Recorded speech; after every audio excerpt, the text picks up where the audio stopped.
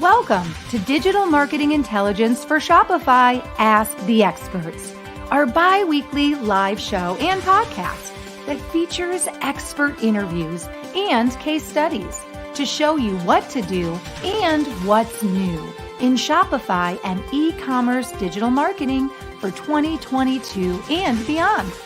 Ask questions, suggest topics, and grow faster with actionable insights and proven strategies from the world's leading Shopify and e-commerce marketing experts. Hello, everybody, and welcome to Digital Marketing Intelligence for Shopify Ask the Experts. I'm Marissa Morgan, your show host. I'm also the Director of Business Development here at Engage. On behalf of myself and the whole team at Engage, I want to welcome you to today's show. Today, we're doing a case study, and it is a case study based on a jewelry brand. We're going to be introducing you to the owner and founder of Luca and Danni. It is an artisan jewelry brand, and we're very excited to hear a little bit more about the story behind the brand. But more importantly, I know you're here to learn about Shopify, how to grow your business, how to manage more SKUs, how to increase your traffic. And the Luca and Danni founder and owner himself will be here to share how he has discovered the success in some of those different areas and some of the pain points that he has overcome. Before I introduce you to our special guest in just a moment, I want to be sure that you stick around because after today's talk and our special guest, I will, of course, be sharing our Engage News of the Week. Our Engage Digital Marketing News of the Week will have to do with something in the world of e-commerce. So if you are looking to get into e-commerce, if you have a product or you're currently hosting a Shopify store, stay tuned because our Engage News of the Week always offers some great insight into that world. Now, before we get started, of course, I want to announce that at Engage, we're so excited because in the next couple of weeks, we're going to be rolling out our brand new SMS messaging for Shopify app. If you didn't know it, right now, SMS messaging has about a 98% open rate versus emails, which only have about a 20% open rate. So if you're not currently taking advantage of SMS marketing for your small to mid-sized business, you're not only missing out on opportunities like building your customer list, automated messaging, promoting new products and incentives, rewards. You're not only missing out on that, but you're also missing out on the opportunity to drive more traffic, of course, to your Shopify store. And that's what our app is aimed to do. So it's going to be launching in just really a matter of days. So stay tuned for more information on that. And in the meantime, I would love for you to visit our LinkedIn page. That way you can stay in the know and you can be made aware right when our app launches and it's available. And also, with our app launching, we're offering a free 30-day trial. And with that trial, you get 500 SMS messages to use completely free during your trial so that you can give our app a test drive and find out how perfectly it works for your small to mid-sized business. So check out LinkedIn. Look for the Engage company page. If you're listening on the podcast, that's NGAGGE. And our logo is a rainbow colored cog wheel. So look for that.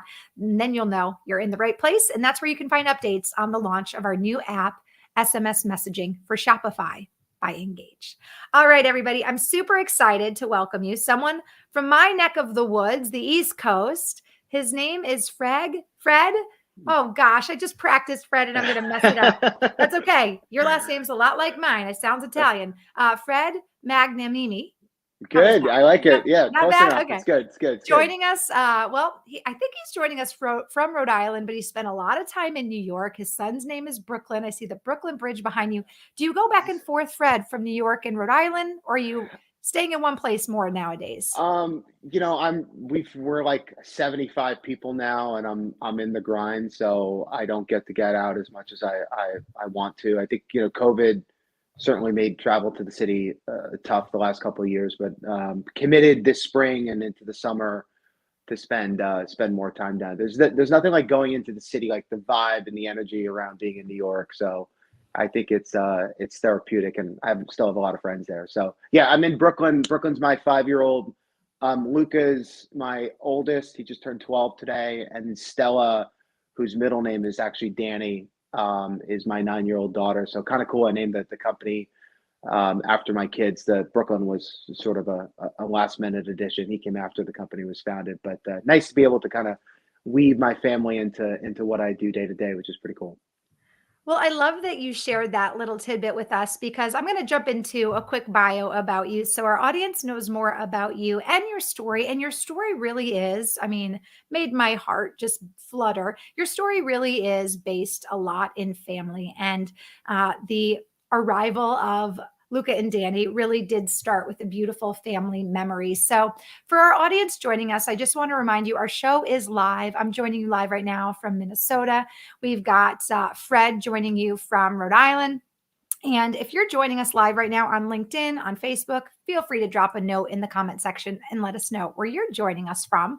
And of course, if you have any questions for Fred during our show today or comments, feel free to drop those as well.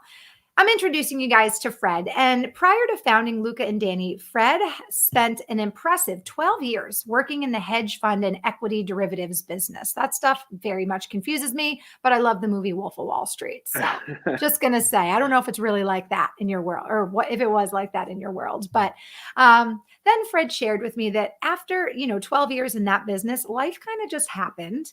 And by that, he meant that in April of 2013, he sadly lost his younger brother, who was only 33, to cancer. And like many cancer patients, Danny wanted a second chance to live and enjoy the simple pleasures of life that I know we all take for granted. And I really love this. Fred was so moved by the loss of his brother and his desire to, really live life, right? Joie de vivre, that he decided to take his family's third generation jewelry manufacturing business, which was started in 1955 and located, overseas, and relocate this to Rhode Island and launch this brand, Luca and Danny, in his brother's name.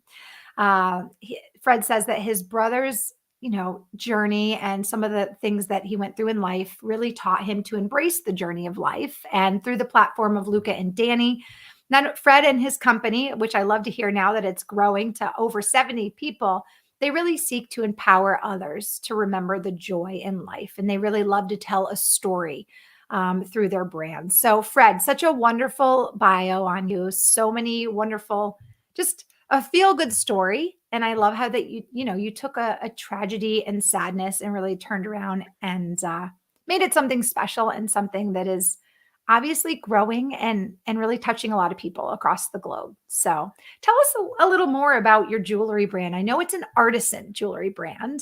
What else Yeah. would you like to share with the audience about what your brand is? What makes it different from other jewelry brands out there? Yeah, I think it starts. I mean, you summed up my story perfectly. Some people start a brand because they want to solve a problem or they have an idea.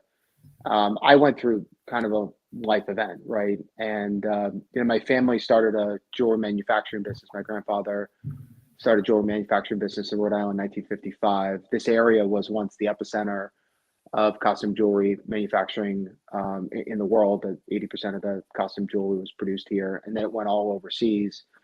And so I grew up with jewelry people, right? It's something I spent my summers, like every summer my dad would teach me and my brother like one aspect of how to make jewelry.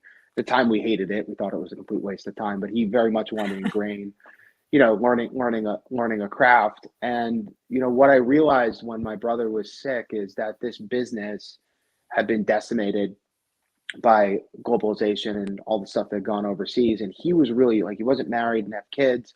He was really passionate about trying to find a way to really reinvent the business and to do something special with it. We had all this infrastructure. We had great employees.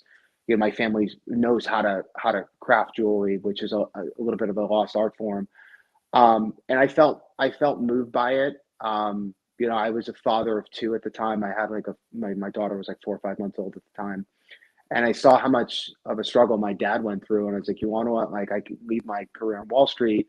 Let me come and sort of take a chance at doing this. And in the beginning, believe it or not, it was really just about me and him, like trying to like heal together, and like bring the family closer together. And I just felt like my dad just wasn't in a place where he could do this alone. So it started from like a really, really good place.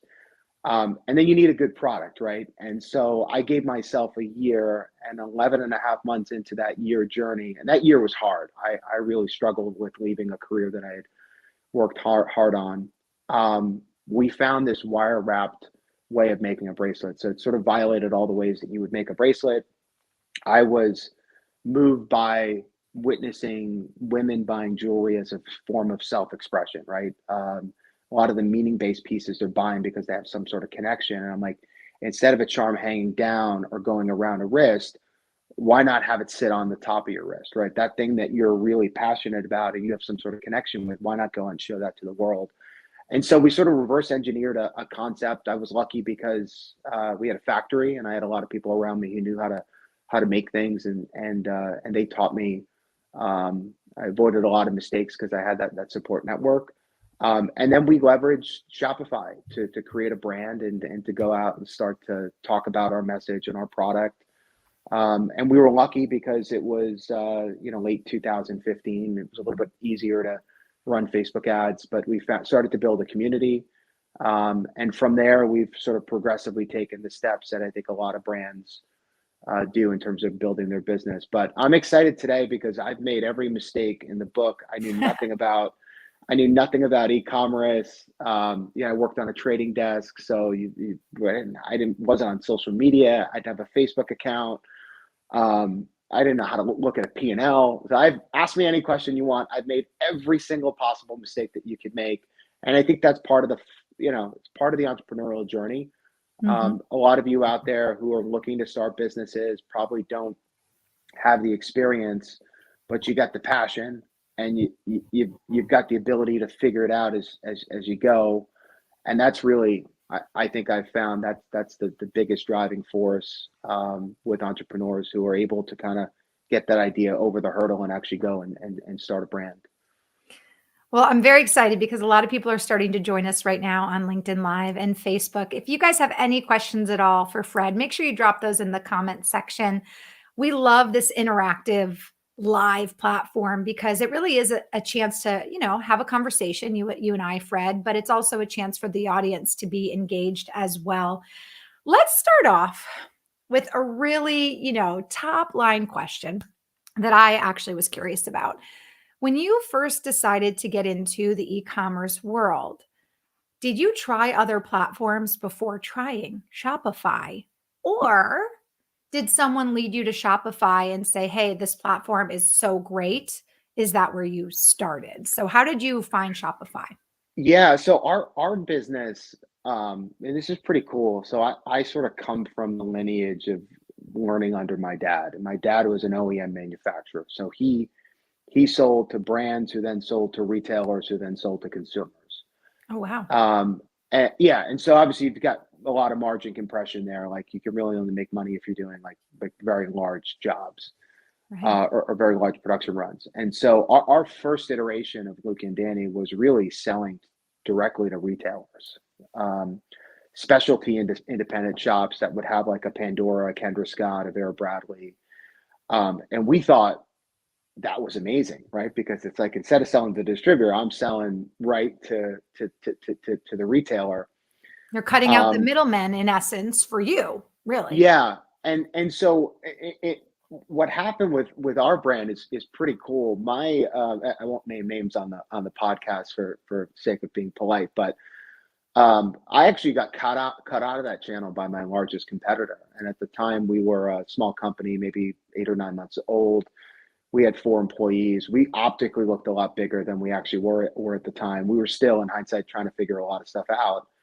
And this brand sent a letter to all of their stores and basically said, if you sell to us, you can't sell to Luca and Danny. So it forced me to have to figure out, and we were 95% B2B. We had a small Shopify site. I had found Shopify by Googling.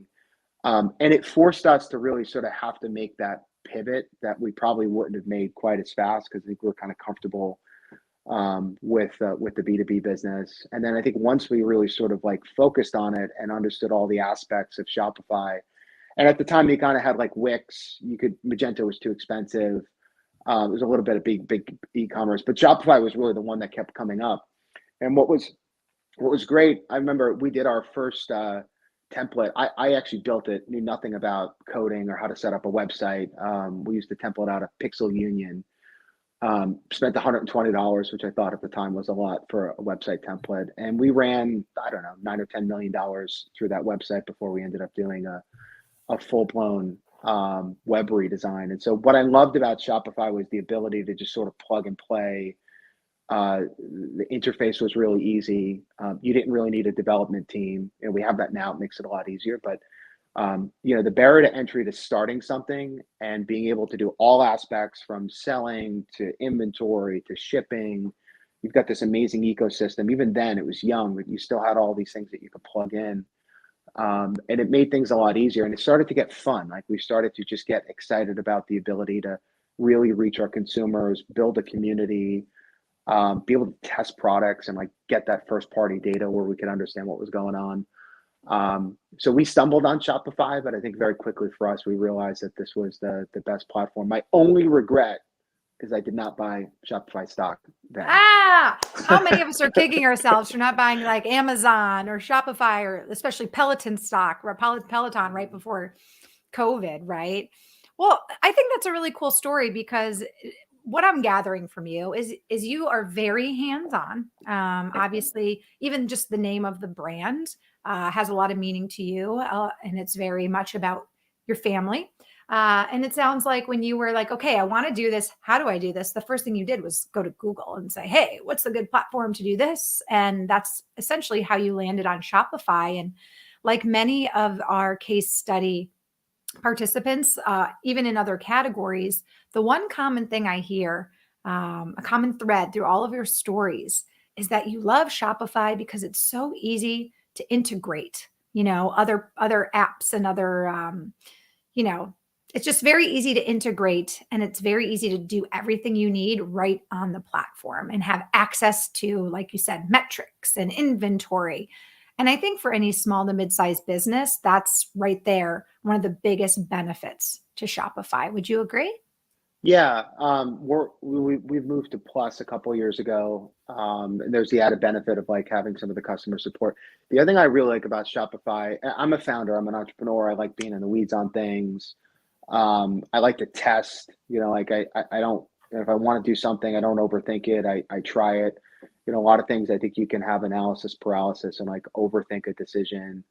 Where if I want to turn this, $9.99 a month app on with no commitment, if I don't like it, I'll turn it off the next month, right? So Right. what I love about the ecosystem is you have a lot of small entrepreneurs that are building apps in Shopify that if you reach out to them, they're more than willing to help you, right? Mm-hmm. Where I do that with, we use NetSuite as an ERP system, and to try to get customer support from them is non-existent or it's going to cost you a fortune. And it's nice Mm-hmm. because on Shopify, it's like you can have a direct personal relationship with a lot of the app developers. If you need something fixed or done, a lot of times those guys are looking to grow their business.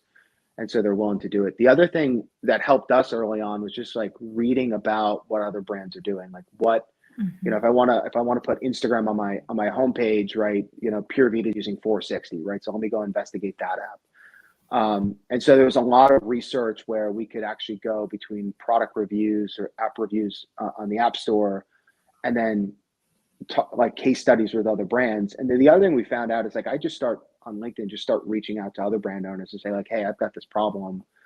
Did you find a solution in Shopify? And a lot of brand owners, myself included, like if you reach out with a problem and I've made that mistake and I can recommend a really good app, I'm going to advocate for it because it's just kind of how this group works and rolls. And so for anyone who's looking to start a business or anyone who's on Shopify or looking to get onto Shopify, don't be afraid to reach out to other brand owners. And LinkedIn is a great tool. All of us, like I've learned a lot of stuff by having mentors who taught me. The first step was actually having the guts to kind of reach out and ask for help.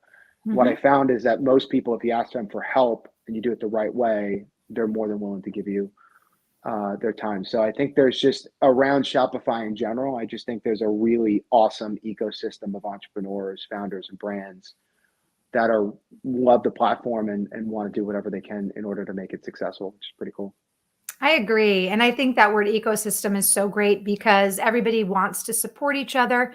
And you mentioning how you've actually reached out to app developers for help with things ties right into what we're doing at Engage with our app coming out very, very soon. SMS messaging for Shopify. We have a 24/7 support line, So when people are getting excited about jumping on and using an app like ours, which will help with their Shopify SMS messaging, it's so great to know that app developers like us are available to help, because I know that there's another common thread that we've seen kind of woven through many of our guests. And that is, again, I mentioned that you sound like you're a hands-on kind of guy, but as your has grown, and obviously now you said you've got 70 plus employees, which is awesome. Business owners and founders are learning to more freely and openly delegate, right? Focus on what you do best and start using other applications. Maybe hire an agency for a certain task. And that really allows, I think, founders and CEOs of businesses like yours to, again, focus on what you do best and not get lost trying to do everything, because the reality is not a lot of small businesses can afford a tech staff at the very beginning, right? Yeah. But a lot of app developers are willing to help. And there are agencies out there that are, so many have specific niches, like maybe email marketing or social media marketing, and they can help you fill in the gaps where maybe you don't feel so confident, right? Yeah. No, I think it's a good point. I think like when one of my New Year's resolutions this year was to push more onto my team. Mm, mm, Um, transparently, like I'm a great founder, I'm a great entrepreneur. I get very curious about how to fix things. And if I really am excited about something, I'm pretty unrelenting in terms of trying to find a solution for it. I haven't been as good at delegating, so things, sometimes it's easier just if I do it versus having someone else do it. And I think for me, and I'll say this very openly, my career progression from a founder to a CEO has really involved building a team and then taking a little bit of a step back and kind of letting them make their own decisions. So I may not like the homepage today. We've got to mhm. parse. I got to sort of pick my battles in terms of like whether or not just because I think it doesn't mean it's right. I'm wrong with a lot of things, and I think I've learned that letting go of certain things, if you hire the right people and you give them the opportunity to be able to own things, you got to kind of let them go and make decisions. And I think for me, that's been, and I've really worked hard on it. I'd say the last 8 or 9 months, it's something that doesn't come intuitive to me. And I've gotten to a place where I'm actually really, really comfortable with it. So things like org structure, year-end reviews, hey, if I could send something in an email that may be misconstrued versus actually picking up the phone and calling someone, or maybe waiting a Mm, day so I'm mhm. not emotional about something. All of those things, I think, as you go from employee one to now I'm at 72 employees, I think those are the things that really, really are important. I think anyone who's in this space right now is realizing that ad costs are getting more expensive. It's never been easier to launch a brand. Everyone's vying for the same eyeballs in terms of consumers, and I think a lot of what makes or breaks you is really having this team around you that allows you to do things that you're not good at. And part of that's with founders or people who are in C-level positions to be able to say, here's what I'm good at and I'm going to do, and then here's the stuff that I'm not good at that I'm actually going to push over to people, whether they be internal hires or agencies. And that's been a tough lesson for me without going into too much history. So if I could relay that to anyone who's starting a business, I think the sooner you do that, the easier it'll be for you.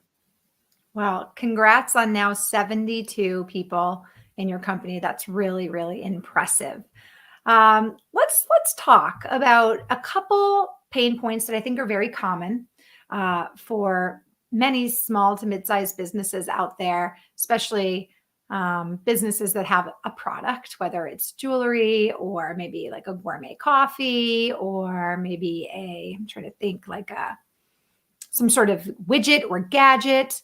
Um, as you mentioned earlier, you came into the business because of your passion, because of your family history. You didn't really set out to say, I'm going to solve this pain point, right? And one of the things we talk about on our series consistently is a big part of driving traffic to your store is making it clear that you're going to help solve a prospect customer's pain point.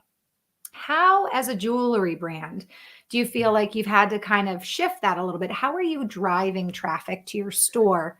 Given that your product is very like beauty, it's very personal, it's memories. How did you Yeah. manage to kind of shift to be able to drive the traffic? So I think we're running like the playbook of what you need to do in order to drive traffic. It's kind of out there, right? So it's paid. So Facebook, TikTok, Instagram, YouTube, Pinterest. You got to build an email file. Like we're probably close to 500,000 people on the email file, which makes it a lot easier. But early days with email, you're sending it out. You don't have a lot of people that are on the file. SMS has been a great channel. So glad to see you guys are launching a solution there. Open rates are great, and it's another way to kind of engage customers. I'm on my phone all day long. May not check an email, but I'll always look at a text.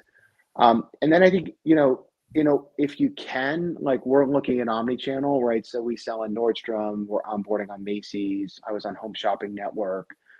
Just any platform where you can go out and get your story out there and talk about your products. PR is a good area, influencer marketing. So it's not unknown of like what you need to do. I've always taken the viewpoint that, our business is about creating some sort of emotional connection. I don't view us as being in the jewelry business. It's the widget that we sell.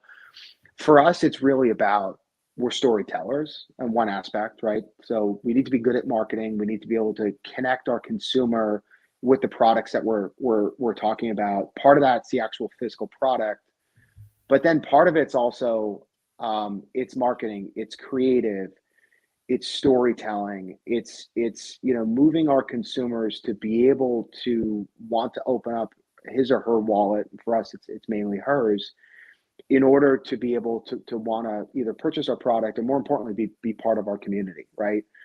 A lot of what we do is really focused on co-creating. So if I take that sunflower as an example, sunflowers right now are really hot because they're the national flower of Ukraine, and we did a give back to support a Ukraine charity.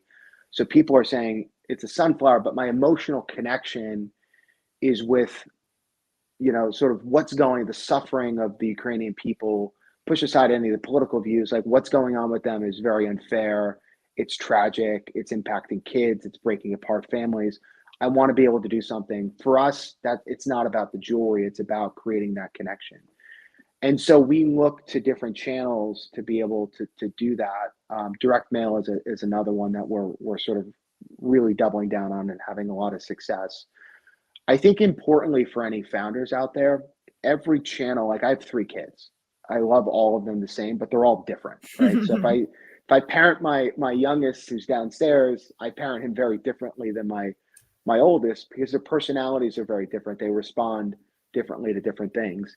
And so when we look at channels, Facebook as an example, very visual channel.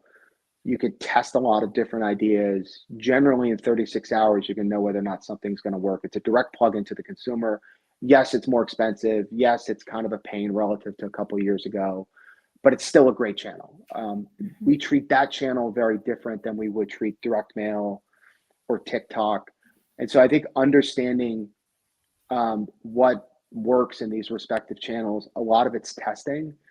I think what we've done and what I've done really well is we're really bad at forecasting.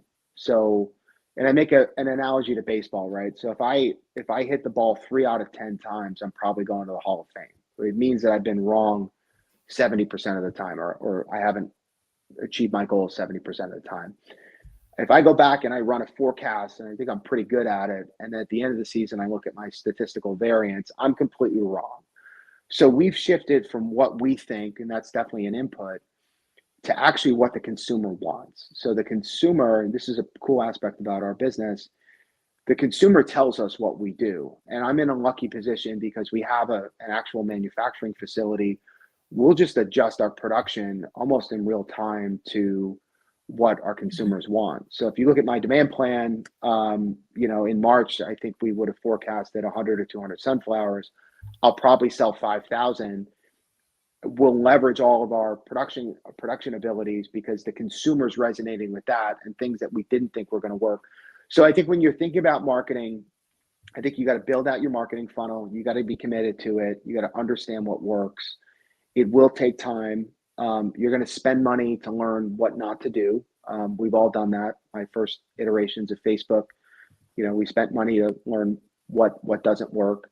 And then I think you got to understand your consumer and how he or she changes and what she's looking for from you. And I think a lot of times, and this has been a bit of a struggle in the early days for me, you kind of look at what other brands are doing and try to replicate that. Inevitably, whenever we did that, it didn't work. And then whenever we kind of just did our own stuff of like, hey, no one's done this, or it doesn't make sense, or it's not the standard playbook, that's actually the stuff that works for us. So we Wow. become very comfortable being in our own skin and kind of approaching things in an authentic way. I know a lot there to unpack, but I've got the scars to sort of No. prove the battles of having to build out that stuff. Well, I think that the timing of your show is really impeccable because just earlier this week we had Lydia Martinez. She's the founder and CEO of L Marketing and Events. And one of the things that she said was so important when it comes to your e-commerce presence, your Shopify store, is making sure that when a customer visits your store, they're not just bombarded and immediately with a catalog of these are my products, right? A, B, and C, Yep. and D. And I have to give you credit because, if you're watching live on the show right now, I've got Luca and Danny, the Luca and Danny website up for you to view. If you're on the podcast, I'll kind of describe what I see. But the minute I come to your page, I immediately feel a sense of calmness. And I think that's because of the colors you have going on, pastels and the calming colors of like the seafoam green and the blue. And yes, you have a nice list at the very top of the products that you offer. However, before I really notice that, I do see the power of peace, the sunflower bracelet you were just describing. And I love that right away I see a little bit about your brand and your story because I'm seeing that it's a give back opportunity. It says 50% of all sales from the yellow sunflower bangle bracelet will be donated to Sunflower of Peace to support Ukraine. And this ties beautifully into what Lydia was saying needs to happen. It's so important for especially a small brand or an up and coming, like a family business like yours, to make sure that the customer or the prospect customer understands your story, understands the meaning behind your brand. You're not just this mass produced, maybe out of a foreign country. There is a lot that goes into not only the manufacturing, but the thought behind your designs. And the fact that you do offer a give back to charity situation is something that you should be so proud of. And it's something you want the customer to know right away. This is who we are. This is part of our brand. We like to give back. This is a family business. You've all done it so beautifully. And I really love your hashtag. I believe it's embrace the journey. It was up at the top is kind of your tagline, but you turn that right into a hashtag. There it is, embrace the journey, which I think so Yeah. beautifully sums up how you feel about what's gone on in your life and your family. Yeah, and I think for anyone who's an entrepreneur or founder, building something on Shopify, I mean, you're going through the same stuff I went through, like, the whole journey of starting an idea and then getting it to scale and, kind of all the things that you learn along the way. I mean, I look at just career development wise for me, I look at how different I am a year ago. And a lot of it's just sort of trial and error and kind of learning and surrounding myself with better people and really sort of elevating approach to building a business. So yeah, I think we love that. It's part of our DNA. I think the other thing that's important is for anyone who's out there who's a founder, like to have a business be successful, you've got to be good at marketing and storytelling. Like it's Mhm. not something that you can outsource. We found, and we even with a small scrappy team, we found that we could never take our voice. Like we can have people do bits and pieces of what we do, but if we don't understand our story and we can't tell our story and get people excited about it, that's not something that you can outsource. You can outsource aspects of it, and you could certainly get expertise with it. But I think to be in the selling of physical products space, especially like CPG, consumer goods, I think you've got to understand marketing. And I think for me, a lot of marketing isn't selling a product. It's about telling a story. It's one of the things that my dad kind of always told us growing up. And then I've been lucky. We have investors in my business. We raised venture capital money, and it forced me to have to like sort of truncate down my story and get people who are not necessarily familiar with jewelry, we're pitching mainly to men, get them excited about the business, the vision, sort of like what we want to build. And I think for any entrepreneurs out there, I think if you don't have that right and you're not crystal clear about it, it can evolve, it can change over time. My vision changes, but if you don't feel like that's right, everything else that you build on top of that foundation isn't going to be solid. And so I think for everyone, I think it's really about figuring out how you could tell a story, how you can build a community. That's what great brands are. Like, they're not buying Luca and Danny because it's a piece of jewelry. They're buying it because it's part of a broader community. Any of the brands that I buy them not because of the product. The product has to be good, but I buy it because of what they stand for. It could be my consumer experience. It could be like the values of the brand. It could just be like, I love Buck Mason. I'm a Tar Heel, so March Madness, I'm wearing my Carolina hoodie, but I love Buck Mason hoodies. And you want to know why I love them? Because they're great products. And I remember telling my head of e-commerce at the time on Black Friday, I said, I love Buck Mason's promo. And so he goes on his computer and he pulls it up and he goes, there's no promo. And I said, I love that about them. They are not going to run a promotion. That's part of who they are. I, as a consumer, know I'm not going to wait for a deal. It's great product at a fair price. I'm just going to buy it.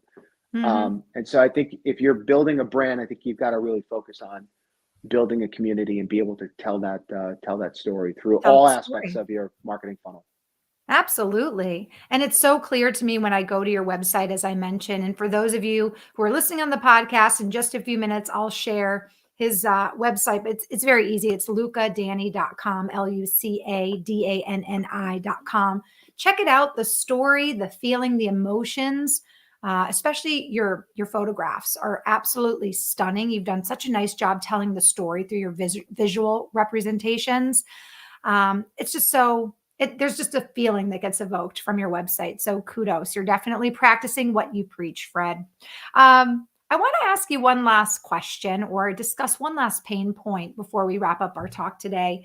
And that is, it's also apparent when I visit your website that you have a ton of SKUs, so many products, bracelets. Here, I'll actually pop up I absolutely love your website. It's just so beautiful. I could look at it all day long. You've got bracelets, but let's go up to the top because we've got your kind of catalog. You've got bracelets, you've got personalization, you have gifts. Let's click on all jewelry. You've got bracelets, stack sets, necklace, earrings, anklets, ornaments, and then of course you even have gift cards. How Yeah. have you been able to manage all your SKUs, especially as you're growing? I know your team's getting bigger.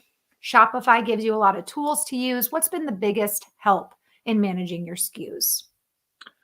I think so. We have about 3,000 SKUs right now. So every Wow. bracelet style, like that sunflower, comes in two finishes and three sizes. We felt like sizing was important if it's going to sit on the top of the wrist. People have different wrist sizes. And so for us, that was a very conscious decision that we thought the engineering of the product necessitated carrying a little bit more inventory. It's a challenge. I'd say if you looked at my balance sheet right now, we're probably carrying more inventory than my finance team would like. So I think it's a struggle. We're trying to figure out like what is that optimal blend in terms of like what's Mhm. the right amount of SKUs, and then what's the right amount of inventory to back up the SKUs. We're lucky because we're vertically integrated, so I don't necessarily need to forecast things out. We're not buying products from China, so I think a lot of the things that we've been able to do, we're lucky because we have just-in-time production. Mhm. It's one of the things that I would implore people who are starting a business. If you have the ability to have things made locally, even if it costs you a little bit more, your margin isn't quite as high, but you have the flexibility to sort of like react pretty quickly. In Mhm. this environment, March is incredibly challenging, and everything that we thought was going to happen in March hasn't happened. There's all these geopolitical risks, the consumer's getting squeezed. The ability to like adjust your inventory by having really, really good vendors and having the ability to like wait until the last minute to be able to go and produce things, I think for us has been a little bit of a blessing. The last point is I think there's what we've learned is more is not necessarily better. Mhm. So I'm learning as I go. If it's a bad product, you just got to find a way to get rid of it, right? So again, Mhm. I work with our product development team. We have a lot of ideas. In hindsight, not all of those ideas were good ideas. And so I think making sure that you have a healthy, you have enough of a scope. So it looks like you have enough selection. If you're going to new categories, try not to do it with one or two items, build out a deep enough collection. But don't get in, that inventory is the number one thing that can kill a great business and a great product. Yeah, it So sounds like don't bring in or design inventory to have inventory for the sake. It sounds like yeah, and everything that you make still has a purpose, a meaning. It's very well thought out. it's okay. I think the thing that I struggle with is it's okay to go sold out, right? Like if you take a position and it sells out and you're not stuck with any inventory and you can restock it, then that's not necessarily a bad thing. So all things I've learned the hard way, unfortunately. Well, you're doing a fantastic job. Like I said, practicing what you preach. Your website is beautiful. I noticed I got an offer right when I visited the website, put in my email for 15% off. Your website's very easy to navigate. The photography is beautiful. There's a lot of flow through your website. I noticed as I clicked on other pages to shop other categories, there was still a nice reminder at the top about the sunflower promotion. So really nice flow. Everything's really tied together. I might just have to do some shopping after today's show, Fred. We'll pick some stuff out. We'll gift you. And then for any of your guests, honestly, if you guys have any questions, I'm Fred at lucadanni.com. Reach out, email me. I've probably gone through whatever you're going through, or hit me up on LinkedIn. I'm So going I to put your love, email real fast in here for yep, everybody. lucadanni.com. And then I will definitely, let's put your email up first. Yeah, let's share how everybody yeah, can connect with you. Make sure that's spelled right, right? Okay, yep, guys, that's good. Cool. please connect with Fred. If it's not to buy jewelry, even if you want to, join his kind of ecosystem of Shopify business owners, it's really great to see people supporting each other, especially even working together. There's a lot to be said in the power of promoting other businesses and those businesses promoting yours. So reach out to Fred. He's open to communicating. It's Fred, Fred, at Luca, Luca, Danni, Danni.com, .com. lucadanni.com. That's going to be his email. Let's share his LinkedIn as well. I've got the link up there, but you spell his name Fred Magnanimi. Did I say it right that time? That's I it. Yeah, there just you got to go. say it Good. quick. And that is that Italian?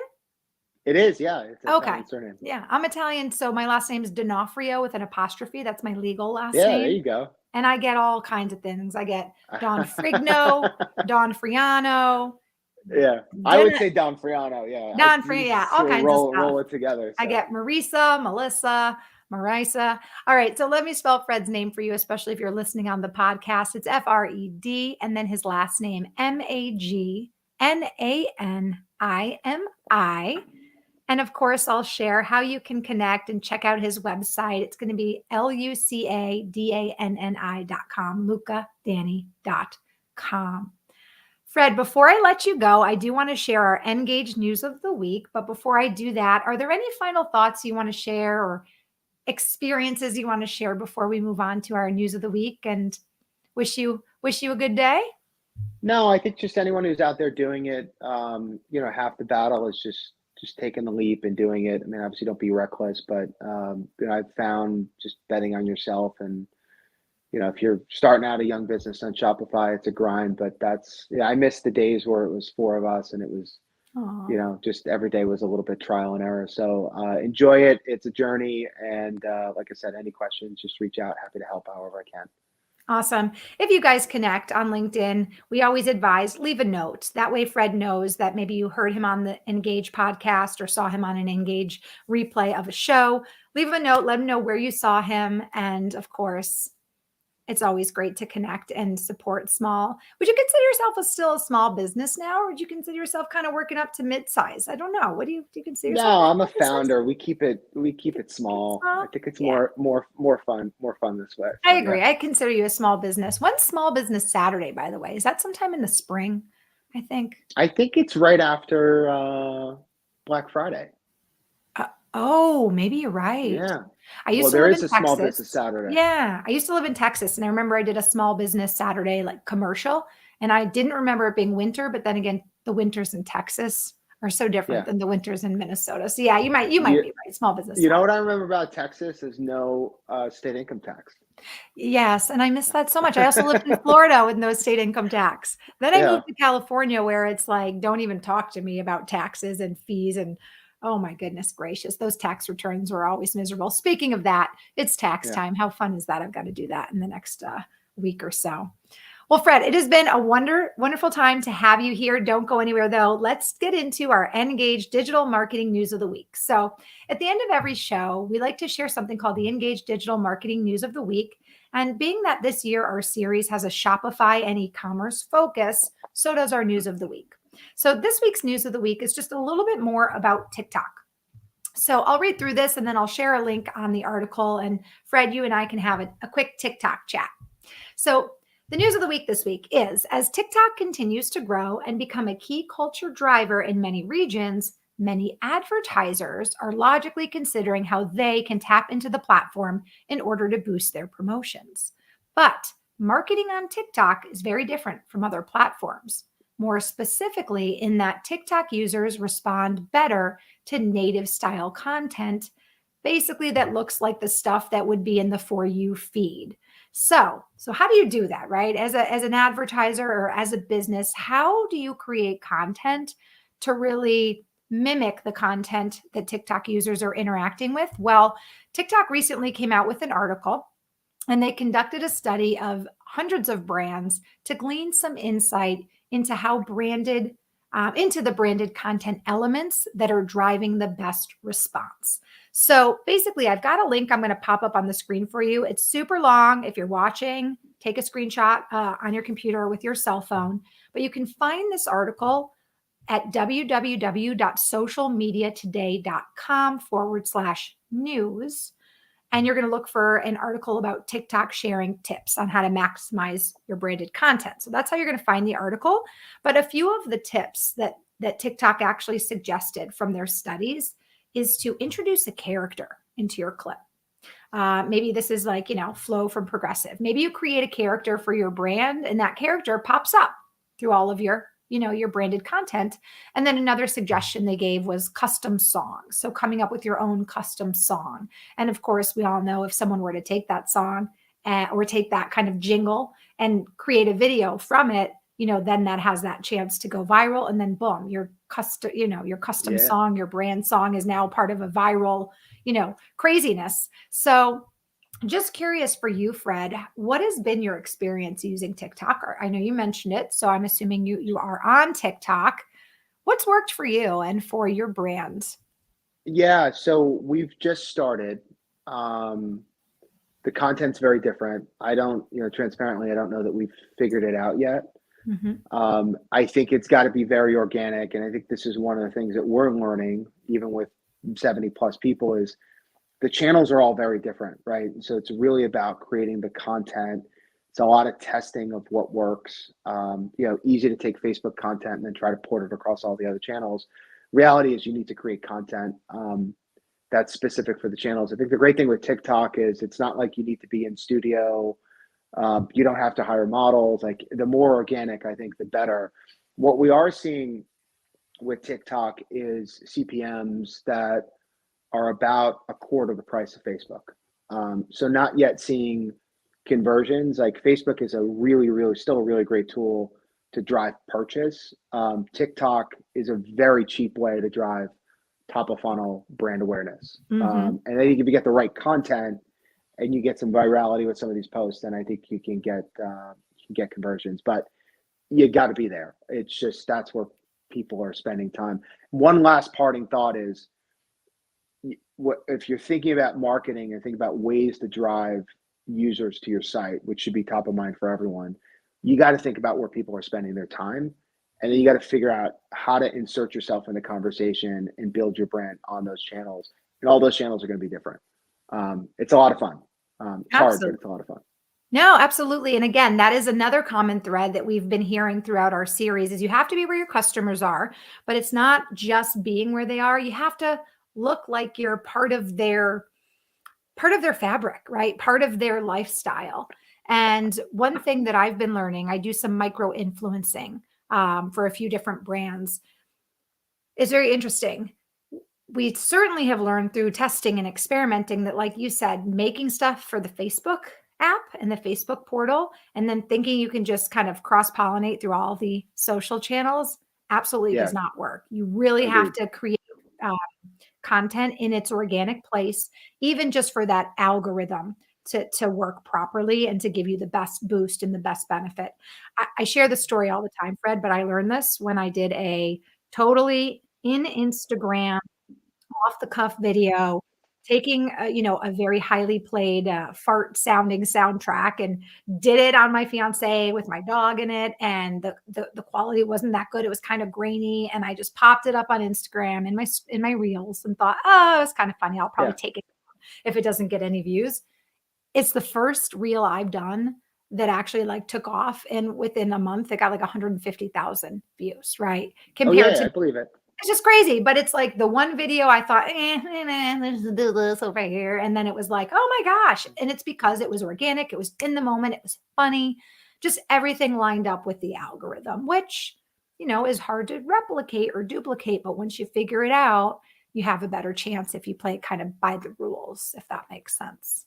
So, Yeah, and the other thing on the algorithm I think is an important thing is when you get something that works, the clock is ticking until when that algorithm decides it doesn't want to work anymore. mm-hmm. You gotta run like hell. We're doing some of these sunflower ads because we're actually putting some paid dollars behind our give back, and we're actually finding that the content that we didn't think was going to work works, and the content that we feel like really drives the message the best is actually the least efficient. And so when you're thinking about how you want to like spend your marketing dollars, I think you got to have an understanding of like what the consumer wants, and then I think you also have to have an understanding of like what the platform actually wants. Because if you have something that the platform likes and consumers are engaging with, you Right. got to really push dollars as fast as you can. 100%. Thank you so much for joining us today, sharing your experience and your insights. I'm so happy for you and the brand that you've created. I think it's just a wonderful homage to your family history, to your brother, Danny. And, I love that you turned something that was a sad memory into something that's beautiful and will literally live on forever. So, congratulations to you. And thank you Thank so you. much for sharing all your insights with our audience today. Yeah, this has been awesome. Thank you so much. And like I said, anyone has any questions, just please reach out. Fred at lucadanni.com, LucaDanni.com. Yep. Right. And go Heels. Big game tomorrow. Well, good luck with your Carolina team. And again, a pleasure to have you here. Thank you for making time to share your insights on digital marketing intelligence for Shopify. Awesome. You guys, what a wonderful guest Fred was. So many insights to share. I love these case studies and getting a chance to hear firsthand from founders and small business owners how they've overcome these pain points on Shopify and how much Shopify has really helped them because it's so easy to integrate. It's so easy to extract information, manage all these different SKUs. I'm finding these case studies to be very valuable, and I hope you are too. If you're just joining us and you missed Fred's show, rest assured, we've got Fred's show available for you, and you can find it in our live show library. Let me show you exactly what that looks like. Check out our live show library. Fred's show will be added there in the next 24 to 48 hours. That is where you can find replays of all of our past shows in video format. We also have a podcast library as well. That'll be at engage.com/podcast library. Okay, before I let you go, a quick reminder that our next show will be next Thursday, March 31st. Our guest is Wael Amrani. He'll be joining us. He is a Shopify marketing expert. And what he'll be joining us to share is how to dramatically increase your Shopify store sales while actually reducing your Facebook and Instagram ad spends. Curious on how you do that? Join me next Thursday, March 31st at 1 p.m. Eastern. On behalf of myself and the whole team at Engage, again, I want to thank you so much for joining me today. If you'd like to connect with me to come on the show and talk about your small business, or maybe you're a Shopify expert and you'd like to join me to share tips and insights, you can connect with me on LinkedIn. I am the Marissa Morgan, TheMarissAMorgan, and my email is Marissa, Marissa.m @engage.com. And don't forget to follow Engage on LinkedIn as well. Look for our new app coming very soon in just a few weeks. That is the Engage SMS messaging for Shopify app. We have so many features, so much more than some of the apps out there. So definitely take a free trial, 30 free days, 500 free messages when we launch. It's been a wonderful time here with you today. Until next time, everybody, have a wonderful, wonderful day.